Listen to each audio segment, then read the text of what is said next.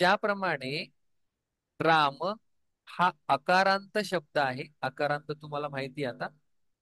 त्याप्रमाणे राम याच्या जशा दोन विभक्त्या आपण पाहिल्या, तसं या पाठामध्ये त्यांनी एक शब्द आपल्याला दिलेला आहे, भवान हा शब्द. बघा, भवान. आणि त्यांनी काय केलेलं आहे, हा शब्द दिल्यानंतर आपल्याला त्यांनी त्याच्या प्रथम द्वितीय द्विवचन बहुवचन काही दिलेलं नाही.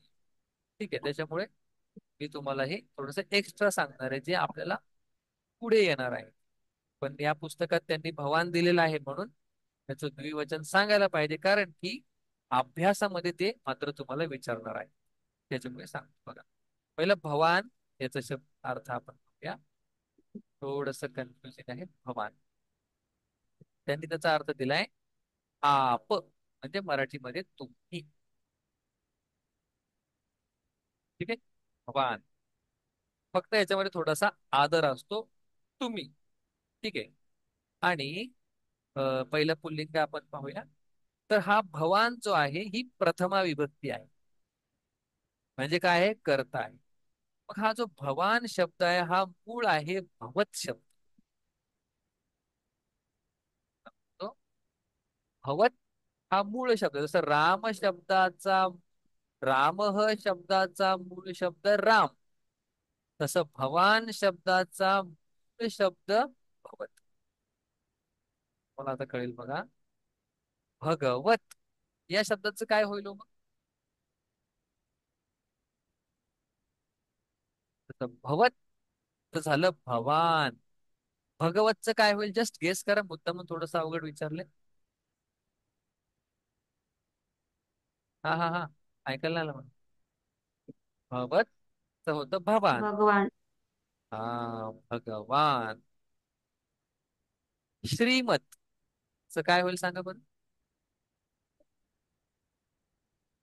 श्रीमान. श्रीमान.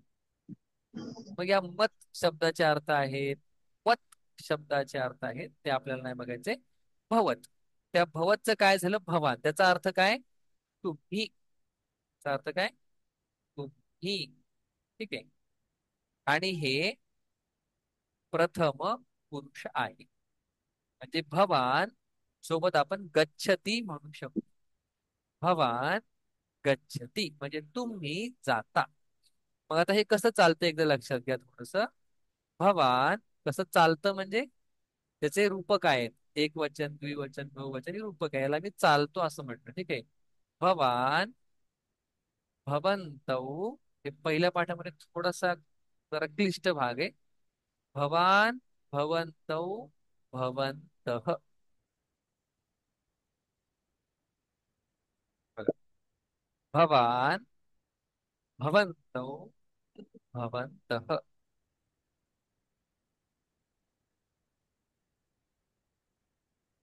एवढंच आपण याच्यामध्ये पाहूया, कारण की तुम्हाला ते येणार आहे. आणि दुसरं आहे भवती. भवती म्हणजे काय? तुम्हीच, पण स्त्रीलिंग. काय म्हणतोय मी? स्त्रीलिंग. मग स्त्रीलिंग काय, पुल्लिंग काय, त्याचा विचार पण आपण करूया नंतर. स्त्रीलिंग बघा. मग हा भवती शब्द कसा आहे, कोण सांगेल मला? अकारांत आहे, आकारांत आहे, कसा शब्द आहे हा? इकारांत. भवंत. नाही नाही, अकारांत. हा बघा, हा. इकारांत. हा, इकारांत आहे का ईकारांत आहे? इकारांत. त्यालाच मी असं म्हणू शकतो का दीर्घ इकारांत आहे? जी. मी हो. असं म्हणू शकतो का अजून क्लिअर, की दीर्घ इकारांत स्त्रीलिंग शब्द आहे? हो. भवती. हा बघा, ज्या ठिकाणी दीर्घ इकारांत स्त्रीलिंग असं म्हटलं, त्या ठिकाणी असं पण होऊ शकतं का की काही शब्द असे असतील जे अ, ऱ्हस्व इकारांत स्त्रीलिंग आहेत? जस्ट एक्स्ट्रा नॉलेज प्रश्न विचारतो, जेणेकरून इंटलेक्ट पळेल. म्हणून काय, स्त्रीलिंगामध्ये नाही का, स्त्री दीर्घ आहे आणि ह्रस्व आहे, तर तसं मग नाही म्हणत कसं? ते. हे बघा, हा जो भवती शब्द आहे हा कसा आहे? दीर्घ इकारांत आहे. पण जर दीर्घ. मी असं म्हटलं मती, मती. ती रस्व ती रस्व येतो मती. हा बुद्धी ना. म्हणजे काय? मतीही, बुद्धिही, श्रुतीही, गतीही, हे काय झाले? रस्व इकारांत स्त्रीलिंग. म्हणून ज्यावेळी तुम्ही अच्छा. भवती विषयी सांगाल, तुम्हाला काय म्हणायचंय? दीर्घ दीर्घ इकारांत इकारांत स्त्रीलिंग. इकारांत. ठीक आहे. मग हा शब्द कसा चालतो? आपल्याला काय जास्त लक्षात नाही ठेवायचे, राहिला नाही राहिलं तरी काय अडचण नाही. ठीक आहे, आपण पुढच्या क्लासमध्ये म्हणून तो होणारच आहे. मग पुल्लिंगामध्ये कसं होतं? भवान, भवंतौ, भवंत. आणि स्त्रीलिंगामध्ये भवती, थोडस वाचायला अवघड आहे, भवत्यौ, भवत्यः. मग आम्ही काय करतो शाळेत माहिती का? रोज एक शब्द पाठ करतो. हे ग्रामर नंतर आधी शब्द पाठ करा, जेणेकरून तुम्हाला ते वाचता येतील, किंवा वाचल्यानंतर कुठली विभक्ती हे कळेल. असं शाळेमध्ये ते रोज क्लास असल्यामुळे आम्ही ते करू शकतो. तिथे तुमच्याकडून जेव्हा पण क्लास असेल तेव्हा आपण बोलून घेऊया. बघा, भवती, भवत्यौ, भवत्यः. म्हणजे जर एक स्त्री असेल तर मी काय बोलेल? भवती लिखती. म्हणजे ती लिहिते असं. तुम्ही लिहिते असं नाही म्हणत आपण, ती लिहिते. आणि भवत्यः म्हणजे खूप साऱ्या स्त्रिया, फिमेल, लिहितात. हे लिहितात असं त्याचा अर्थ. मग या ठिकाणी त्यांना भवत आणि भवती हे दोन शब्द आपल्याला त्यांनी या पाठामध्ये दिलेत, जे की सहतवते सारखेच आहेत. भवान म्हणजे काय? तोच. भवान गच्छती, तो जातो. म्हणून यांनी ते एकाच पाठामध्ये दिलेले आहे. आणि भवती म्हणजे काय? ती, फक्त फिमेल इंट्रोड्यूस. भवान दिलं म्हणून भवती पण दिलेला आहे. इथपर्यंत आपला विचार झाला. पहिला पाठ संपलेला आहे. नियमांना. ठीक आहे. एक गोष्ट मी तुम्हाला सांगितलेली नाही. लकार, लकाराबद्दल काय बोल? लट्ट. लकाराबद्दल,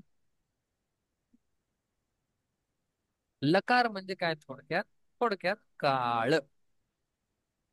म्हणजे भूतकाळ, भविष्यकाळ, वर्तमान काळ, आणि अजून काळ हा काही अंशामध्ये आपण लकाराला असतो. आपण हो, काळ. मग आतापर्यंत आपण जे बघितलंय, पठती, पठतः, हे सगळं कुठल्या लकारामध्ये आहे? लट लकारामध्ये आहे. लट हे वर्तमान, आणि लकार हे या ठिकाणी आपण अर्थ घेतोय काळ, वर्तमान काळ. ठीक आहे. जसं जसं पुढे जाऊ तसं तसं ते काळ पण पटापट पटापट शिकवणार आहेत. मग वर्तमान काळ. मग असे किती सर एक लकार डाऊट आहेत? विचारू. येस. आता सर आपण एकवचन, द्विवचन, बहुवचन बघितलं आणि आता आपण हे भवत स्त्रीलिंग बघितलं ना. हा. तर आपण भवती एक वचन आलं आणि आपण द्विवचन मध्ये बघितलं तर ते भवंताहा असा म्हणजे द्विवचन. तर हे पुल्लिंग आणि स्त्रीलिंगामध्ये असं आलं का? अं, तुझा प्रश्न बघा काय सर हे? आता आपण पठती घेतलं हा. तर द्विवचन पठथा आलं आणि पठतः. बहुवचन पठंती आली. हा बरोबर. पठंत. तर हे भवंत ह आणि हा आपला हे बहुवचन झालं ना इथे भवंत हा. हम्म. हा. हे बहु झालं ना इथे आणि इथं बरोबर, आपलं बहुवचन. द्विवचन आलं ना पठत हा. हे हम्म. द्वि आलं आणि इथं हे बहु झालं बुवा असं मला हा. प्रश्न आहे म्हणजे. बरोबर. आता हे काय आहेत मला पहिलं सांगा? शब्द. आणि ते काय आहेत? धातू. आता कधी कधी धातू असं हा. होईल, शब्द आणि धातू हे सारखेच वाटत. जसं आता अ ट शेवटी असलेला, ट शेवटी असलेला शब्द कुठला एखादा?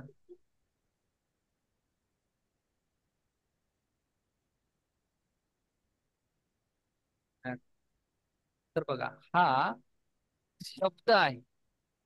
ठीक आहे. आणि तो धातू आहे. मग शब्द आणि धातूतला फरक कळला तर हे कन्फ्युजन होणार नाही. कारण की आता कसं वाटतंय, हे तह शेवटी आले म्हणजे हे काय असलं पाहिजे? द्विवचन असलं पाहिजे. ठीक आहे, समजा फॉर एक्झाम्पल भारत शब्द आहे, भारत. माझ्या शेवटी काय आलेलं आहे? तह आले. हम्म. मग हे एक वचन आहे का द्विवचन आहे? आपल्याला विचार करायचा हा शब्द आहे का धातू? अच्छा. ठीक आहे, शब्द आहे म्हणजे द्विवचन नाही येतो. राम, राम सारखा एक वचनच आहे. हम्म. हा, एक शब्द वचन आहे. आहे का धातू आहे हे कळल्यानंतर हे कन्फ्युजन, नाहीतर तह तह अच्छा. असल्यामुळे शक्यता आहे. तो भव भू धातू होता, भवती भवतः भवंती. हा भवान शब्द आहे. हम्म. कळलं? हो सर. हम्म. तहचं उदाहरण आठवलं बघा. मी काय म्हणतोय, आपल्याला 10 लकार आहेत, 10. संस्कृत घाबरायची गरज नाही. 5 शिकलो, संस्कृत आलं. ऍक्च्युली 6. हा सर, लगेच तुम्ही एक वाढवून टाका. जे आहे ते सांगायला काय आता, 5 परस्मय पदातील एक आतमध्ये पदातील. 10वी पर्यंत शिकू शकता किंवा गीता कळू शकते या 6 ह्याच्या. मग टोटल 10 लकार आहेत. ठीक आहे, 10 पद्धतीने धातू चालतो, 10 पद्धतीने वापरला जातो. ठीक. मग परस्मय पदातले 10, आत्मनेय पदातले 10, असे 20 ऍक्च्युली स्पीक. ज्याला 20 पद्धतीने चालवायचं माहितीये, त्यांनी कुठलंही पुस्तक उचला, त्यांनी वेद उचला, त्याला कळेल. पण मग त्याला खूपच वेळ द्यावा लागतो आणि खूपच डोक्यात ठेवायला लागतं. म्हणजे आपल्याकडे म्हणतात ना की लहानपणीच जा शिकायला, हे पहिली दुसरीत नका जाऊ, डायरेक्ट हे शिकायलाच जा, तेव्हा ते शक्य होतं. आपल्याला फक्त 5 लकार लक्षात ठेवायचे. त्याला एक नाव आहे सार्वधातुक लकार. ते काय आहेत, कसे आहेत, तसे जसे पुढे येतील तसे आपण पाहूया. आत्ता काय लक्षात ठेवायचंय? भवान भवन्तौ भवन्तः, भवती भवत्यौ भवत्यः. आता आपण फॉर्मॅट बघूया, नंतर तुम्हाला हे सोडवायचं आहे. नाहीतर एक आपण 20 एक मिनिटं देऊन घेऊया. आता तुम्ही जे शिकलेलं आहात त्याची पूर्ण या ठिकाणी काय ते कस काढून घेतात, तुम्हाला प्रत्येक एक ना एक गोष्ट कळली का नाही. ठीक आहे, तर बघा या ठिकाणी त्यांनी काय दिलेलं आहे, उदाहरण वाक्य. म्हणजे जे वाक्य तुम्हाला इथे संस्कृत बनाव मध्ये म्हटलेलं आहे, त्यात तशाच प्रकारचे काही वाक्य त्यांनी इथे सोडून दिलेले आहेत. तुम्हाला हे सोडवायचे आहेत का? तुम्हाला हे सोडवायचे नाहीत, त्यांनी ऑलरेडी सोडून दिलेले आहेत आपल्याला. वह पडता है, वह म्हणजे सह, आणि पडता है म्हणजे पठत. मला सोडवायचे नाही. जर तुम्हाला इथे काही अडलं तर मात्र तुम्हाला रेफरन्स साठी हे दिलेलं आहे. कायमच वरती रेफरन्स भेटेल असं पण नाही. एक उदाहरण त्यांनी आपल्याला दिलेले आहे. मग आता बघा काय करायचं. सगळ्यात सुरुवात आपल्याला करायची आहे इथून. इथून पासून हे तुम्हाला सोडवायचे पासून, आणि तुम्हाला 100% सोडवता येणारच याची मला खात्री. वह लिखता है, सह लिखती. वह गाव को जाता है, सह ग्रामम गच्छति. कर्म असल्यामुळे गाव. आता ज्यांना हिंदीची थोडी अडचण आहे त्यांना थोडासा त्रास होईल. मनुष्य हसता है, मनुष्य हसती. राजा यहाँ आता है, यहाँ इथे. राजा नृपः अत्र आगच्छति. आप वहां जाते हैं, भवान वहां तत्र गच्छति. अशा प्रकारे हे एक वचनाचे त्यांनी वाक्य आपल्याला सांगितलेले आहे. हे तुम्हाला सोडवायचा प्रयत्न करायचा. वेळ भेटला आनंदी आनंद, नाही भेटला आपण सोडवणार. पण मी सोडवणार आहे म्हणून तुम्ही सोडवू नका असं नका. वे दोन, इथं काय सगळे द्विवचनाचे. तो आदमी म्हणजे काय येणार, नरौ किंवा मनुष्य. बघा आता यांनी थोडस तुम्हाला पुढे ढकललं. वहा वे दोनों जहा जाते हैं वहा हसते हैं. ते तौ यत्र गच्छतः तत्र हसतः. ते जिथे जातात तिथे हसतात. आप दोनों आते हैं, मग या ठिकाणी तुम्हाला भवान भवंतौ, तुम्हाला ते या पाठात दिलेलं नाही. ते मी तुम्हाला लिहून दिलेलं आहे. ठीक आहे, हे झाले द्विवचनाची वाक्ये. असे किती वाक्य देखू? 22 वाक्य. तुम्ही काय करायचे, फक्त उत्तर लिहायची. जर तुम्हाला वाक्य लिहून उत्तर लिहायचं जर जास्त वेळ जात असेल त्याला, फक्त तुम्हाला उत्तर लिहायचं. तिसऱ्या मध्ये काय सांगितलंय? बहुवचनाचं बहुवचनाचं बहुवचनाचं. आप सब आलं म्हणजे किती जण झाले? दोन पेक्षा जास्त. ते काय आहे? बहुवचन आहे. मग आता यांनी काही अशुद्ध वाक्य दिलेले आहेत. बघा, रामम विद्यालय गच्छति. कर्त्याला त्यांनी कर्म केलं, कर्माला त्यांनी कर्ता केलं. हे जर तुम्हाला शोधता आलं तर तुम्हाला नियम चांगला माहिती हे कळतं. भवान गच्छन्ती केलंय.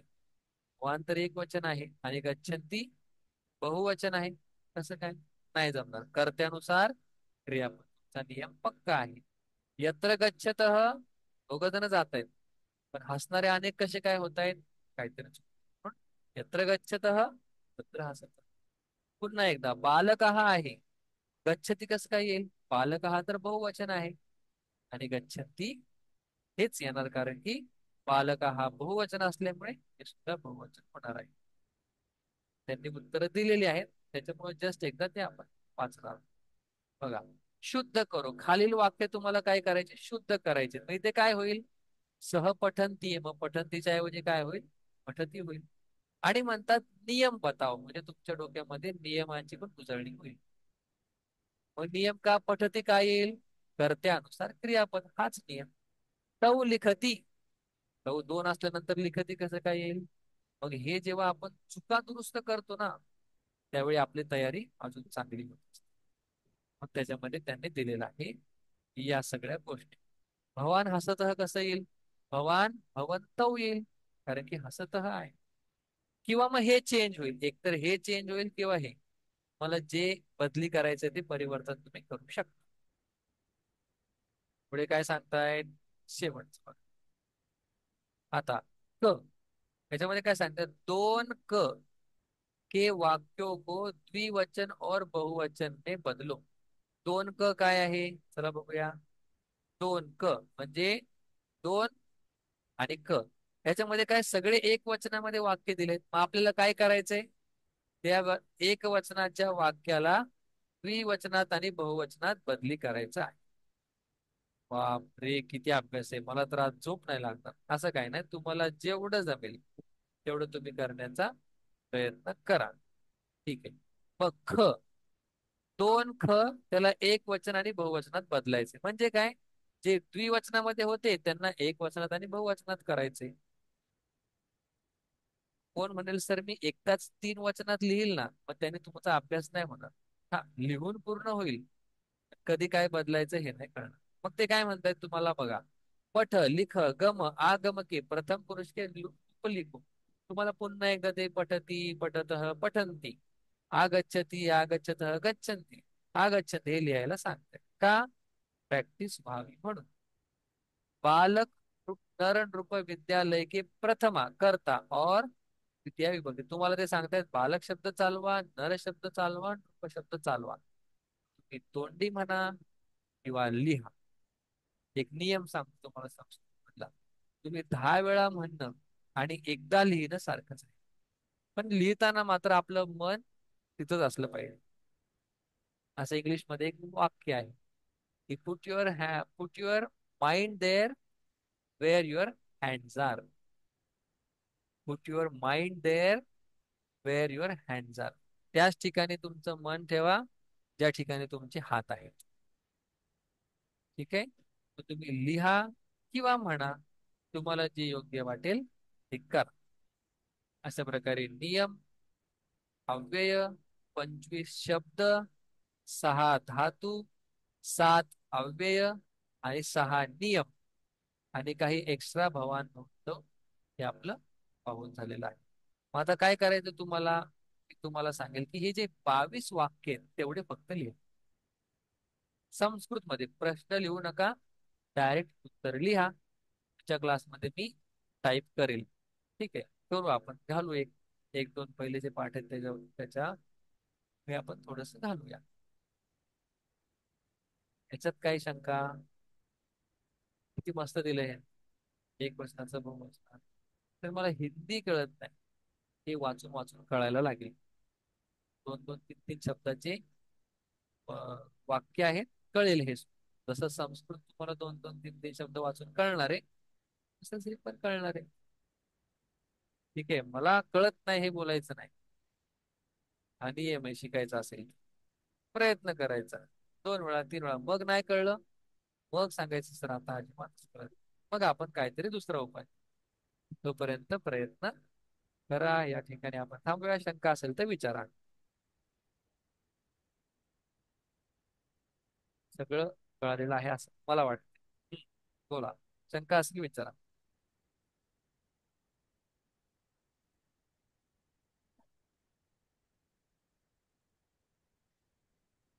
आनंद आहे, आनंद. शंका कधी नसते, एकतर पूर्ण कळलेला असेल तर, किंवा हम्म पण असं इथं कोणीच नाहीये की त्याला काहीच कळलेलं नाही. ठीक आहे, शंका असेल आता नाही, मेसेजवर विचारा, फोन करून विचारा. या ठिकाणी आपण हो गच्छते पुनस्य मादाय एवा